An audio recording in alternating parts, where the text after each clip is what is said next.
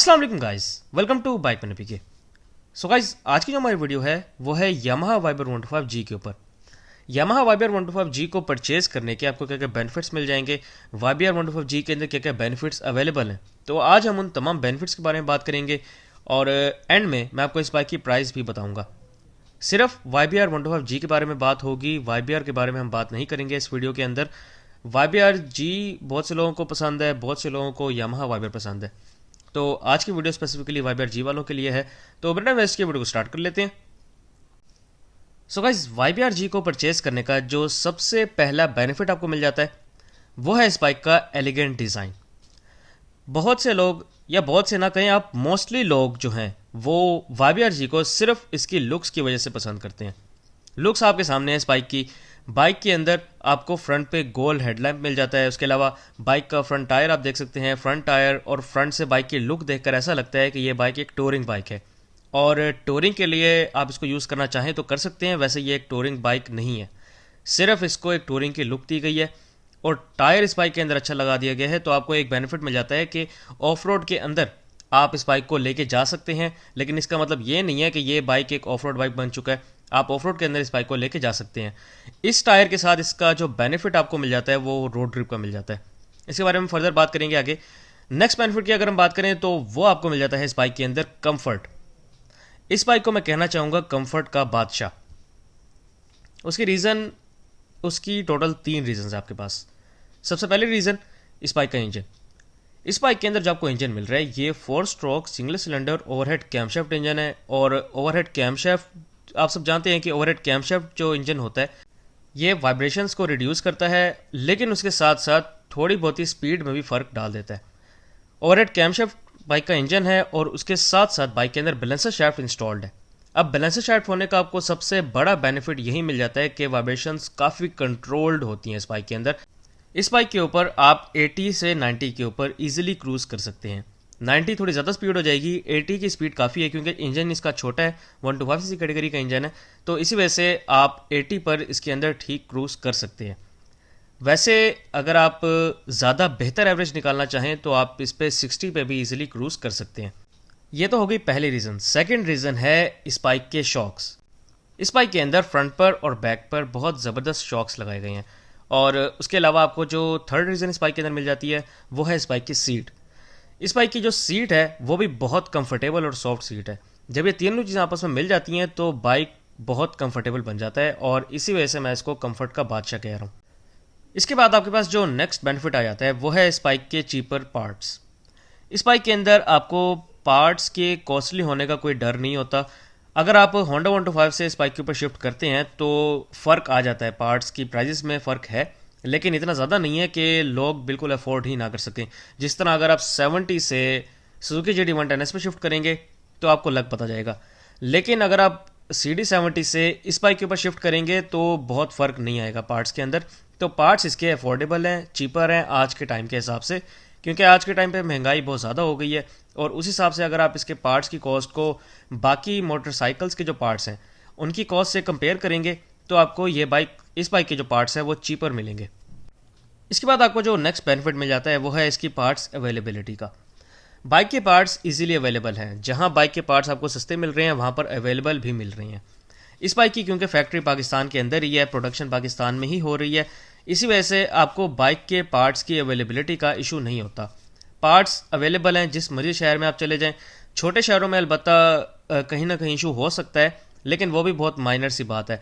Mostly गांव वाले लोग जो हैं वो जो इसको यूज़ करते हैं तो उनको इशू होता है पार्ट्स का, क्योंकि गांव में तो इसका कोई ऐसा शोरूम या फिर इनके रिपेयर सेंटर कुछ भी तो अवेलेबल नहीं होता इनका।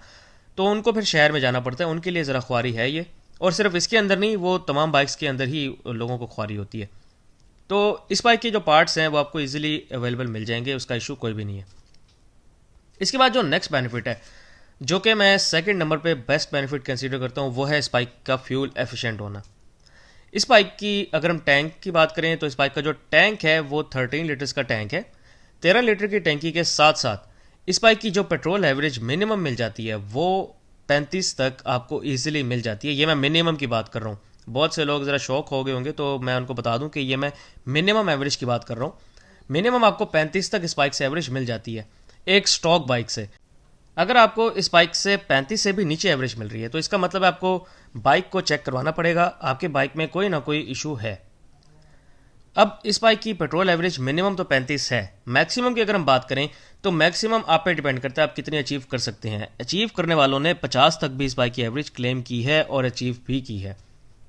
इस बाइक की पेट्रोल एवरेज आप 50 कैसे एवरेज क्लेम कर सकते हैं, कैसे आप पा सकते हैं इसकी एवरेज, तो उसकी 2-3 छोटे छोटे काम है। आपको सबसे पहले तो अपनी स्पीड 40 से 60 तक मेंटेन रखनी होगी। उसके अलावा गियर आपने बिल्कुल भी नहीं खींचना, आपने 6000 आरपीएम से नीचे रखना है। जो आपका आरपीएम मीटर है उसकी निडल को 6000 से नीचे ही रखना है, और 6000 से जब नीचे रखेंगे तो फिर आपको बाइक की जो एवरेज है वो भी इजीली मिलेगी। और गियर आपने 6000 से नीचे ही चेंज करना है, 6000 से ऊपर जाके चेंज नहीं करना किसी भी गियर में हो। एक ये बात हो गई। दूसरी बात है इस बाइक की स्पीड।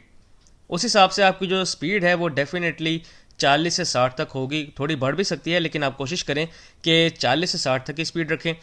और तीसरी सबसे इंपॉर्टेंट चीज़, बाइक को आपने लाजमी प्रॉपरली और टाइमली मेंटेन रखना है। जब आप इस बाइक को प्रॉपरली और टाइमली मेंटेन रखेंगे तो डेफिनेट सी बात है आपको 45 तक एवरेज तो कहीं नहीं गई और 50 भी मिल जाएगी आपको एवरेज इस बाइक से। इसके बाद हम आते हैं नेक्स्ट बेनिफिट की तरफ। तो नेक्स्ट बेनिफिट आपको मिल जाता है इस बाइक के अंदर इफेक्टिव ब्रेकिंग का। बाइक के अंदर फ्रंट पे सिंगल पिस्टन डिस्क ब्रेक है और बैक पे ड्रम ब्रेक है। फ्रंट की जो डिस्क ब्रेक है वो बहुत इफेक्टिव है और बहुत ज़बरदस्त है, आपको कोई इशू नहीं होता इस बाइक के अंदर। नेक्स्ट बेनिफिट इस बाइक का है रोड ग्रिप का। बाइक के टायर्स आप देख सकते हैं, फ्रंट पे एक ज़बरदस्त सा टायर लगा हुआ है और बैक पे भी अच्छा टायर है। तो टायर्स का जो कॉम्बिनेशन है वो बहुत ज़बरदस्त है, जिसकी वजह से बाइक की जो रोड ग्रिप है वो बहुत ज़बरदस्त है। इसके बाद बाइक का नेक्स्ट बेनिफिट आपको मिल जाता है मेंटेनेंस का। बाइक की मेंटेनेंस कॉस्टली नहीं है, चीपर मेंटेनेंस है। चीपर भी आप ऐसे कह लें कि जब आप बाइक को ट्यूनिंग के लिए लेके जाते हैं तो जो ट्यूनिंग के अंदर एक नॉर्मल काम होता है उसके चार्जेस अगर आप यामाहा से करवाएं तो यामाहा इसके कोई चार्जेस नहीं लेता ट्यूनिंग के। अगर आप ऑयल चेंज करवाते हैं तो सिर्फ ऑयल के पैसे होते हैं, बाकी एक्स्ट्रा सर्विस चार्जेस नहीं लेता यामाहा। ये एक यामाहा की अच्छी बात है। इसके बाद आपको जो नेक्स्ट बेनिफिट मिल जाता है वो है लॉन्ग टूर्स का। जैसा कि मैंने आपको बताया कि ये बाइक देखने में एक टूरिंग बाइक या इसको ऑफ रोड बाइक आप कह सकते हैं, तो आप इसको सिर्फ कह नहीं सकते, आप इसको लेके जा भी सकते हैं टूरिंग के ऊपर। बाइक बहुत कंफर्टेबल है, एक तो बाइक की लेंथ भी अच्छी है, उस हिसाब से बाइक की ग्राउंड क्लियरेंस जो है वो भी बहुत ज़बरदस्त है। आपको सिर्फ एक चीज़ में इशू हो सकता है वो है इसका इंजन। इंजन में भी इशू ऐसे हो सकता है कि पावर जो है उसकी कमी आपको लग सकती है अगर आप इसको नॉर्दर्न एरियाज़ में लेके जाते हैं तो। वरना अगर आप एक शहर से दूसरे शहर तक लेके जाएं तो इजीली लेके जा सकते हैं, कोई इशू वाली बात ही नहीं है। इसके बाद आपको जो नेक्स्ट बेनिफिट इस बाइक के अंदर मिल जाता है वो है फीचर्स का। इस बाइक के अंदर आपको मीटर में तमाम चीज़ें इंस्टॉल मिलेंगी। बाइक के अंदर आरपीएम मीटर है, स्पीडोमीटर है, fuel gauge, trip meter, gear indicator, तमाम चीज़ें अवेलेबल हैं। इसके अंदर असेंबलीज में किल स्विच और डिपर मिसिंग है, बाकी सेल्फ स्टार्ट भी है, headlight on off, indicators left right वगैरह सब कुछ अवेलेबल है इस बाइक के अंदर। सिर्फ 2 चीज़ें मिसिंग है जो कि हैं किल स्विच और डिपर।